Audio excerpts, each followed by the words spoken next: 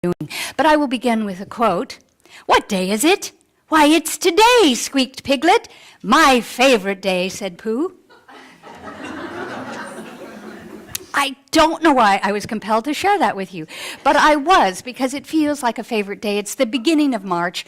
We have a new month, a new theme. We're moving forward together, and we have just, our center has experienced an amazing past intense week.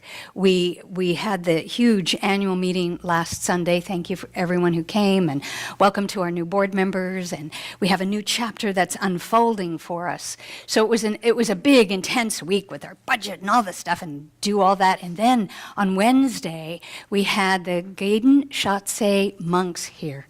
And how many of you were able to attend that? Oh, lovely. Then you were a part of the almost 100 people. Well, for those of you who weren't here, they came to do a healing sacred ritual. And they did it for the individuals here. They also did it for the center. And I'm blessed and privileged to wear this beautiful silk red, I'm going to call it a necklace. I don't want to call it a string. Because this has been blessed by over 1,000 monks. And I'm told, including the Dalai Lama, OMG, or OMD, oh my Dalai Lama. And it's a sacred piece, and I don't know if you could feel the difference, but there does feel like a vibrational difference here in the center with the energies that's going on and what we're doing. And so this has been an incredibly intense week, and today is even, Centers for Spiritual Living has declared today New Thought Day. And it's like, we're already ahead of the game. We're the Chico New Thought Center. And I was paying attention to the lyrics in Jerry's song, because it even has the phrase about new thoughts in here. And I thought, oh yeah, we're just once again ahead of the game. It was also a pretty intense week for me. Okay, I'm owning up to this. And I'm making it make sense in the theme, by the way. As a reminder, the theme for 2014 is passion and purpose. And so the past 7 to 10 days have been very much about both for me. The purpose of getting our annual meeting together and doing what we need to do for our center as we grow and expand, and we have our new leadership and we move forward. And then finally, I managed to say yes to my passion. And for those of you who I know, the rumors are true, yes. I am proud to say that there's a wonderful production called Heaven Can Wait at the Chico Theater Company, and our director, Mark Edson, is here, producer. I should be like really good now, right?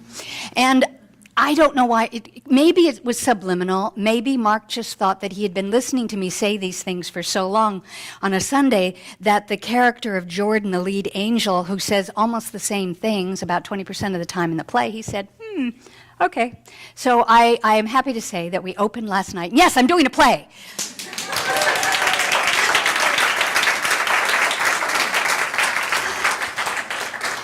I bring that up because that is my passion. And you are my purpose, but that is my passion. And why I want to mention that is not just to plug the show, but to say the fact that I've been teaching and preaching about this for a while and wasn't paying attention. And in the past couple of months, it began a little bit last year, I started listening to what I was saying.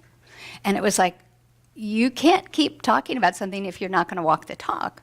And so for me, the ability to say yes to that and to, take the courage it took to go and audition for that was huge, huge. So if I can do it, yeah, this is why I said it's part of the lesson here. This isn't just about, oh, I'm in a play. This is about the fact that if there is something within you that is calling you, a passion that maybe has gone dormant or you've kind of hidden away somewhere, and you're going, oh no, it's too late, I'm too old. I haven't done a play in over 14 years. So this was not a casual thing to do.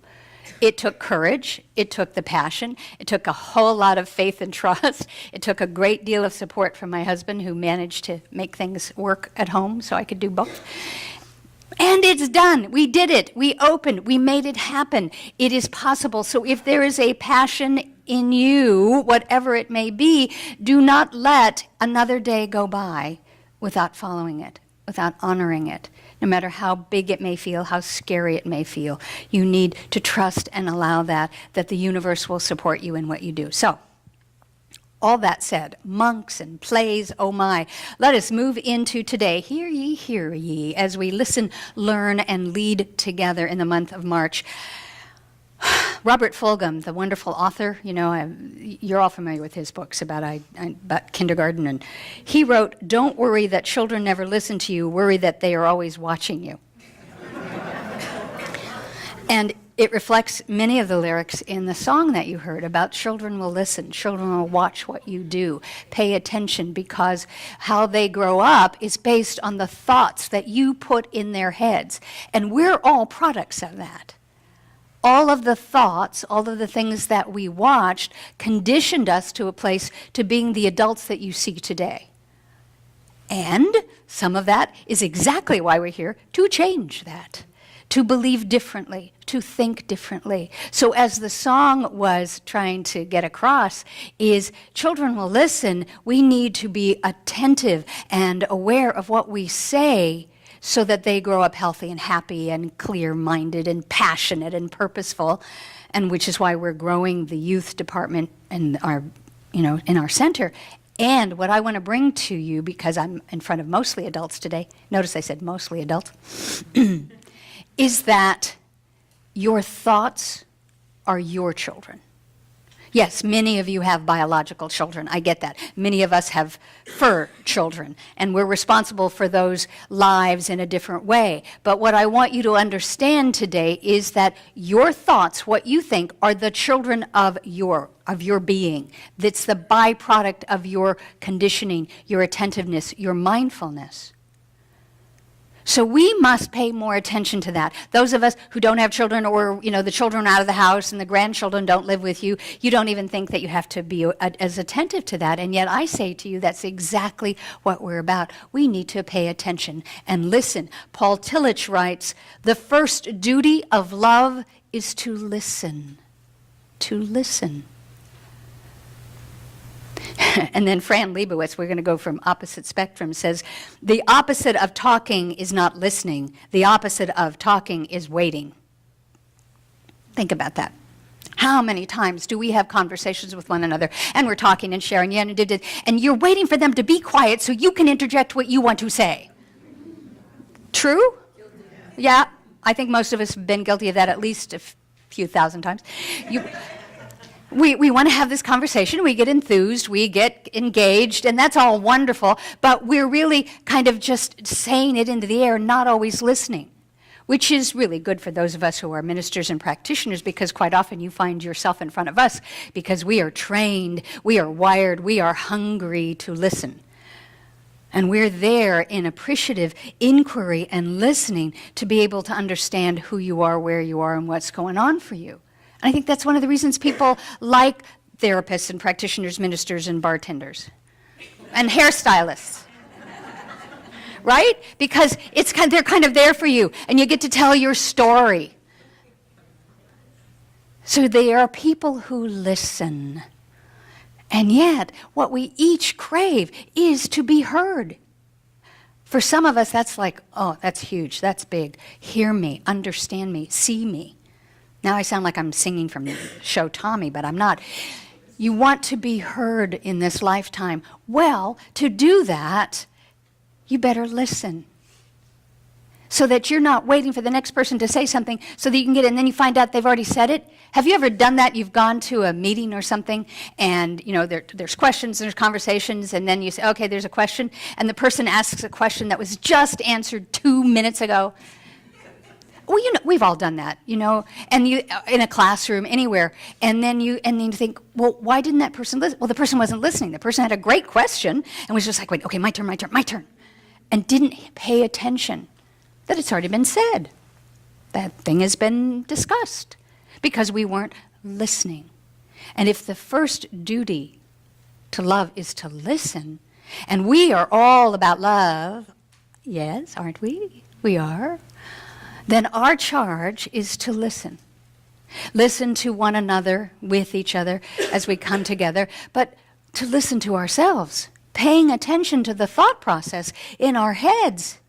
Because I think sometimes you would be surprised if you really could record some of the thought, the unconscious air quotes, unconscious thought process that's going on while you're driving or you're standing in line at Costco or blah, blah, blah, blah, blah. And if someone, took that out and then played the sound clip, I think you would be really unnerved. Because there's this litany of negativity and unconscious stuff that goes on. And if we began to listen to our own inner dialogue so that we could change our thoughts, we would grow healthier, happier children, meaning the byproduct of our thinking. That's what this is about. That's what I'm hoping this month of March is about. As we listen and learn and lead, is that we need to begin to listen to one another, of course, but primarily listen to ourselves, to the still small voice that may be calling. Oliver Wendell Holmes says, "It is the province of knowledge to speak, and it is the privilege of wisdom to listen." And then M. Scott Peck goes on to say, "You cannot truly listen to anyone and do anything else at the same time." Well, I suppose that's true. That's why we have 2 ears and 1 mouth, so that we can listen twice as much as we speak. Epictetus, a Greek guy, Epictetus. So we need to pay a little more attention to who we are and the thoughts that we are thinking, how we are speaking them, and how we are hearing them. And sometimes what's even more important is to listen to what's not being said when someone's in a conversation. Now, we've all been in conversations when it's been so deep or emotional for us that more's going on than what's being said by the lips, because you can just feel the vibration, feel the energy that there's something else. And if we are attentive, if we are in present time, then we can hear between the lines. We can hear what the person is saying to us, of course. We listen to that. But we can hear something in between. And again, that is something that our ministers and practitioners are trained to do. To listen in between the text, in between the lines, what the real story is, what's going on. Because a person may say something, well, this is what I want to do this, and you're hearing something underneath. We can do that for one another. We need to do it for ourselves, so that we're paying attention and listening to the thoughts. We're listening to what we say out here, so that we begin to understand the world of effects, what we manifest and demonstrate. Because if we want to change our life, we have to change our thinking. Thank you, Ernest Holmes. But first, we have to pay attention, which is why we cultivate and we teach and we promote the concept of mindfulness. It's not just a nice, sweet, Eastern Tibetan kind of thing, mindfulness. And Reverend Terry read from Thich Nhat Hanh today in the meditation, and he's a wonderful master teacher of that. And mindfulness, but for some people, mindfulness is like meditation. They go, yeah, that's nice. It's for those New Age, airy-fairy people, Oh, mindful, ding, ding, ding. Oh, you know me and my chime, which doesn't happen to be here today. Huh. Mindfulness. What does that mean? It's really simple. Let me just distill it for you. Let me take all the woohoo off of it. Mindfulness is being present, being here now. Ram Dass talked about it. Being present, being here now. I keep repeating that because how else are you going to have a new thought on New Thought Sunday if you are not present?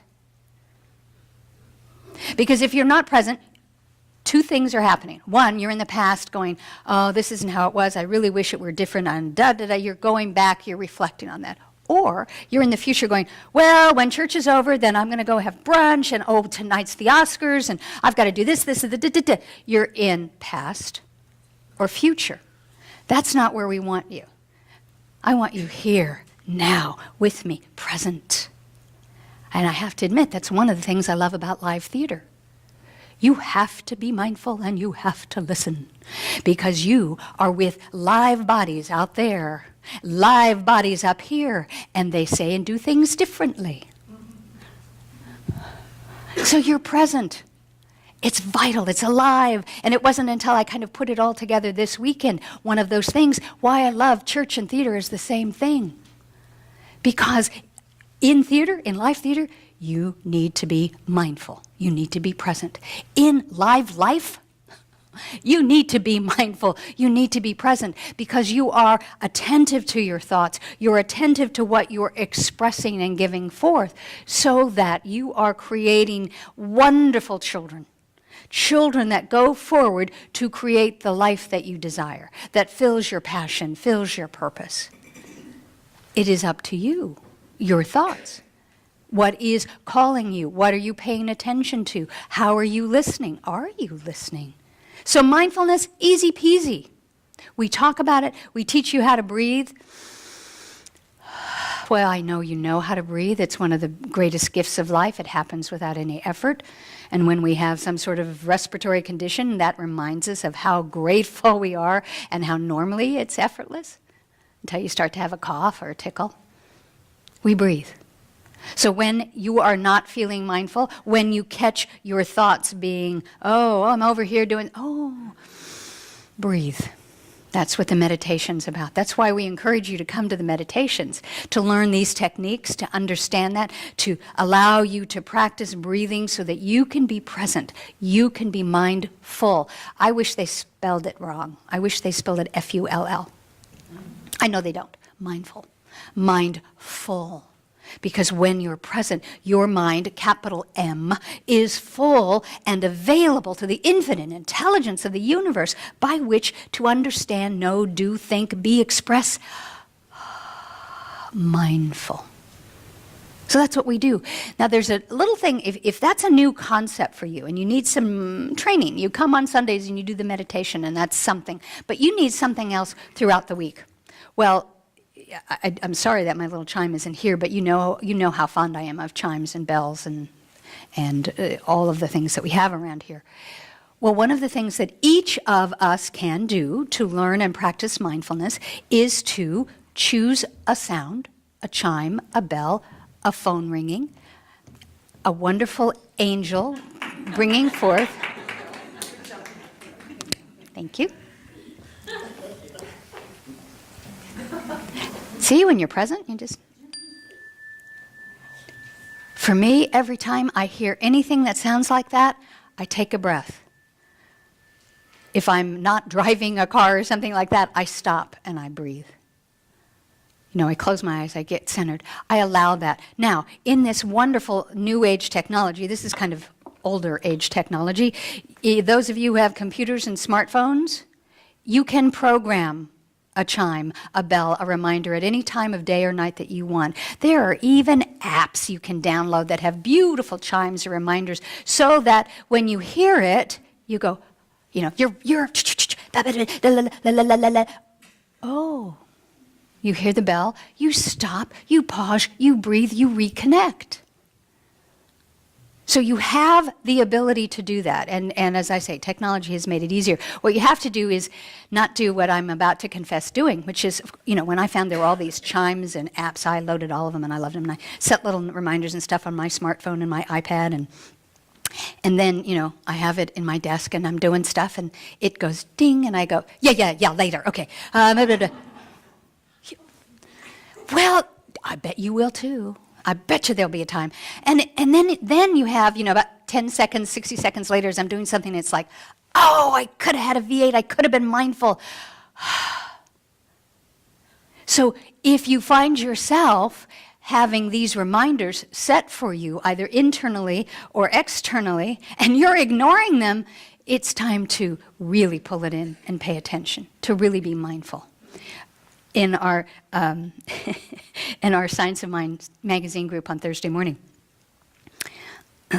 Christine was sharing that she has an exalted position for all of us, for those who have smartphones. And probably all of you can talk to her after service and give her your phone number because she'll call you. Because when Christine calls you, for those of you with a smartphone, you know how that it shows the name, like caller ID? Even on some of the landlines, comes in, it says, Christ calling.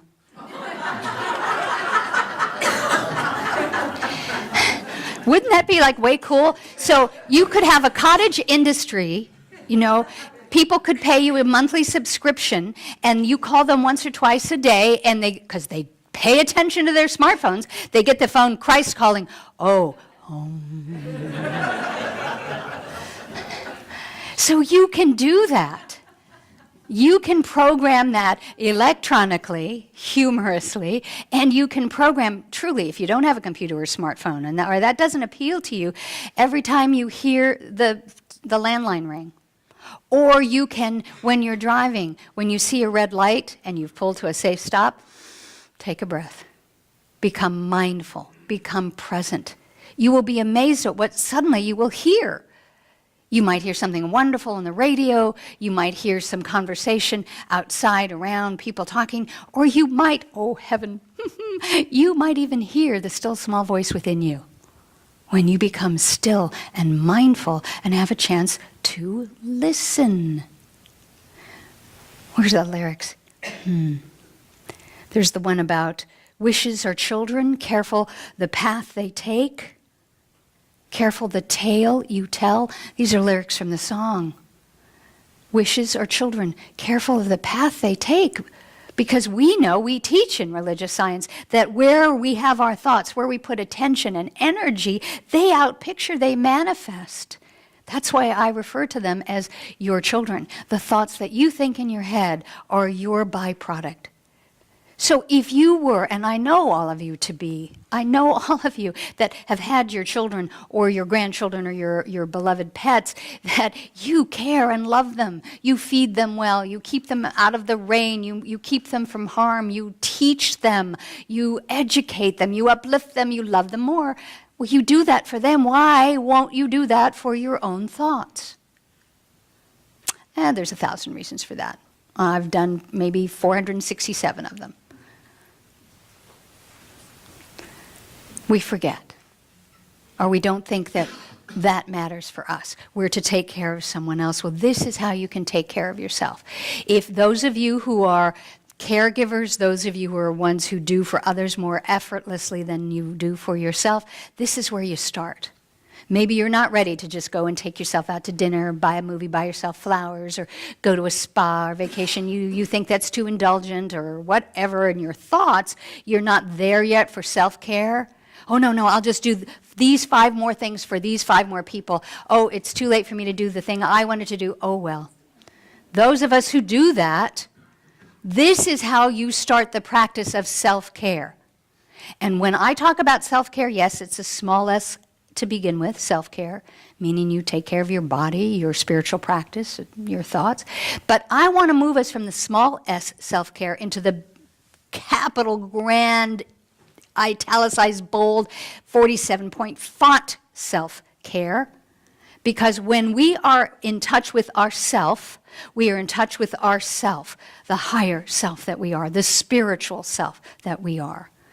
And that is our charge. That is why we're here. That is our passion and our purpose, to know oneself with the capital S. And we begin by paying attention to our thoughts. We begin by listening to one another, because we're all one, and listening to ourselves, to what we think in our heads, the words that we speak, the things that we say, how our life is out picturing. We listen between the lines. And you look, you see if your life is not out picturing that which you desire, if there are a whole bunch of bumbly, stumbly things upon your path. Take a moment, pause, get still, breathe. Okay, that is what I created from past thoughts. That's the progeny, the offspring I sent forward. Well, now it's time for a new crop of thoughts. Now it's time that I take care of myself. And I think differently. And I listen to what I say, and if I don't like what I'm hearing in my head, I don't judge myself. I don't beat myself up for it. I say, well, all right.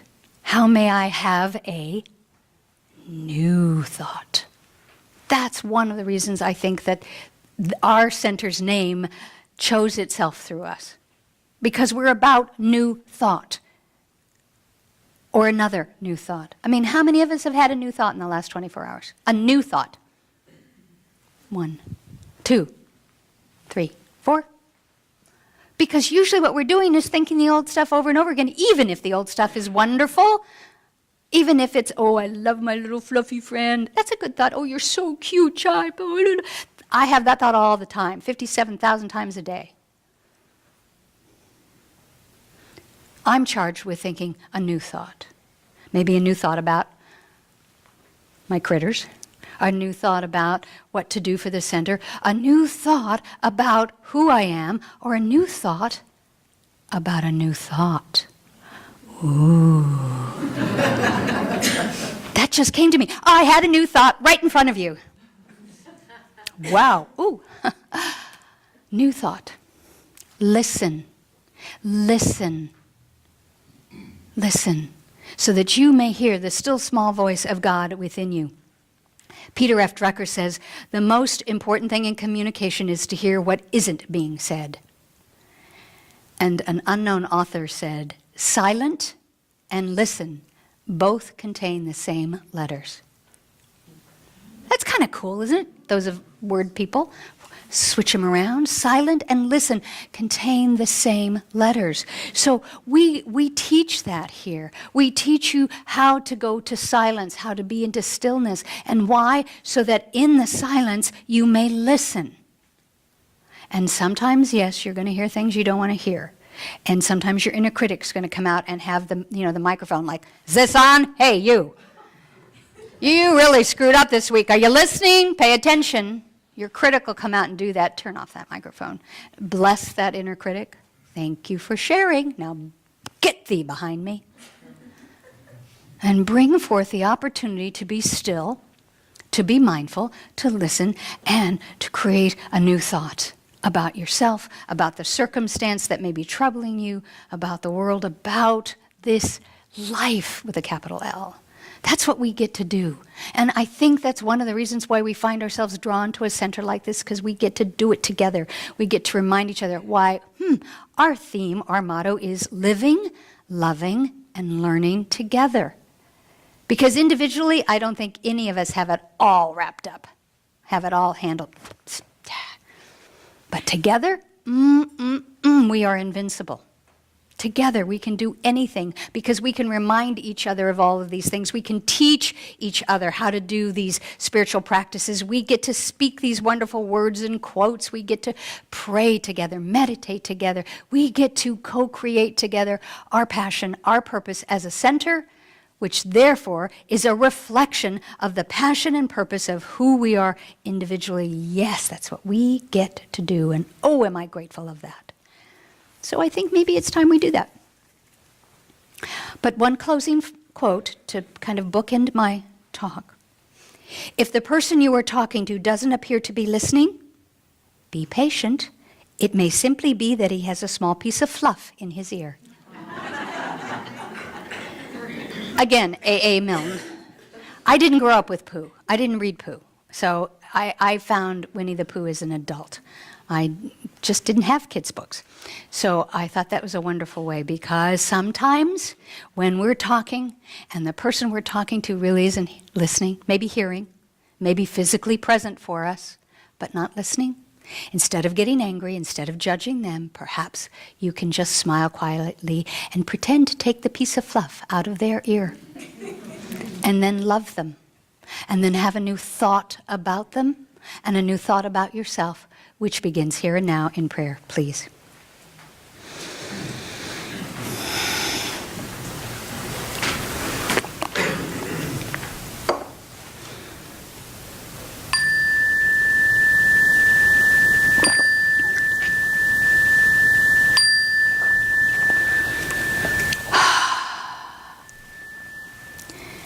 So wherever you are in your mind and body right now, just see if you can filter down all the thoughts, the feelings, and breathe your way back into this moment, this powerful, expanded moment of now. Breathing it in, exhaling and releasing anything that feels unlike that, allowing your body to be clear and strong, and surrender it into the chair, even if the chair needs new tape.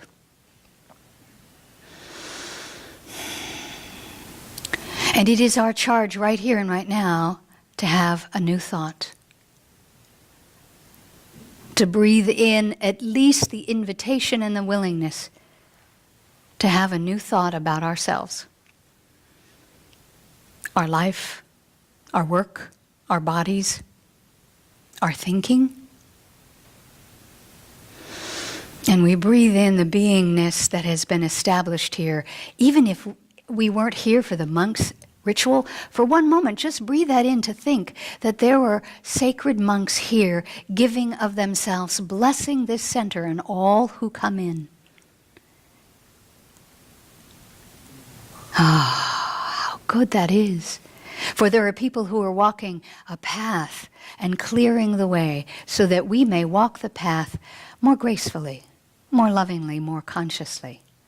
And so it is here and now that I speak this prayer in the first person, so that it may be spoken from within you, if you'd like. And I know and affirm that there is only the one life.